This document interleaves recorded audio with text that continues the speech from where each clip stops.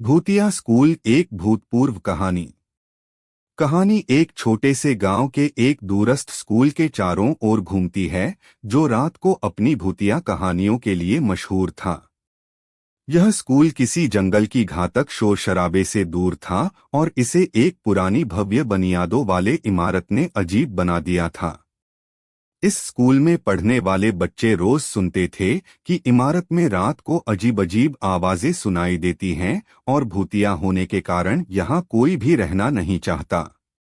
एक दिन गांव का एक नौजवान आशीष नामक उत्साही और साहसी युवक ने निर्णय किया कि वह इस स्कूल की सच्चाई को जानने के लिए वहां जाएगा। उसने दो तीन दोस्तों को भी साथ लिए, जिन्होंने उससे मिलकर अपनी डरावनी अनुभवों को साझा करते हुए उसे रोकने की कोशिश की, लेकिन आशीष ने इन सभी चीजों को ध्यान में नहीं रखा और अपनी राह बनाने का निर्णय किया। रात के समय उन्होंने अपनी जबरदस्ती भरी राह बनाते हुए वह स्कूल की ओर बढ़ा। स्कूल के पास पहुंचते ही उसने महसूस किया कि वातावरण बहुत अजीब है, जैसे कि हवा में कोई डरावनी बातें कह रही हो। लेकिन उसने अपनी हिम्मत नहीं हारी और स्कूल के मुख्य द्वार की ओर बढ़ता रहा। जैसे ही वह स्कूल के अंदर पहुंचा, उसने सुना कि कहीं पर एक आवाज गूंथी हुई गीतों का संगीत हो रहा है। वह देखा कि एक पुराने कक्ष में एक हल्के बदन के साए बैठे हुए हैं और गाते जा रहे हैं।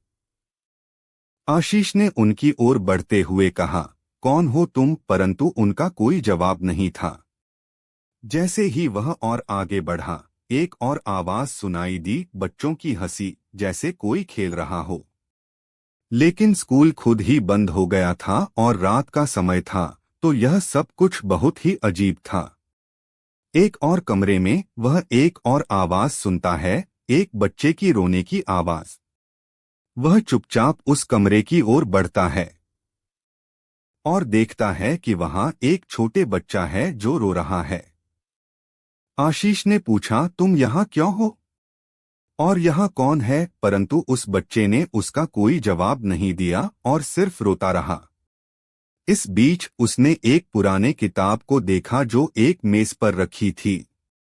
वह किताब उठाई और देखा कि इसमें स्कूल के इतिहास की कई बातें लिखी गई हैं।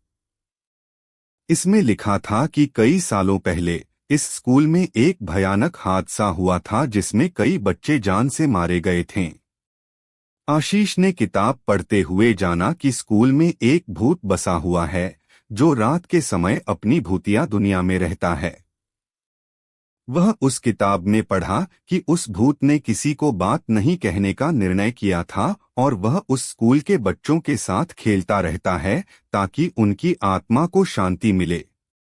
यह सुनकर आशीष को समझ में आया कि उन आवाजों का कारण एक भूत था जो अपनी दुनिया में खोया हुआ था। उसने उस बच्चे की ओर देखता है जो रो रहा था और समझा कि यह उसी भूत का हिस्सा है जिसने किसी को बात नहीं कहने का निर्णय किया है। धीरे धीरे उसने उस बच्चे के पास जाकर उसे समझाया कि वह डरने की कोई बात नहीं है और यहाँ एक परिप्रेक्ष्य में बड़े भूत से मिलकर वह समझ सकता है कि भूतों की भी अपनी कहानियां होती हैं। बच्चे की आंखों में एक नई रोशनी थी और वह आशीष के साथ चलने को तैयार था। दोनों ने समझाया कि वे साथ मिलकर इस स्कूल को एक नई शुरुआत दे सकते हैं, जहां भूत और लोग मिलकर एक दूसरे के साथ रह सकते हैं और एक नई दुनिया का निर्माण कर सकते हैं। इस तरह आशीष ने वहां के भूतों को खुद की मित्रता के साथ बुलाया और स्कूल में एक नई शुरुआत हुई। उन भूतों ने भी अपनी दुनिया से बाहर निकलकर खुद को समझा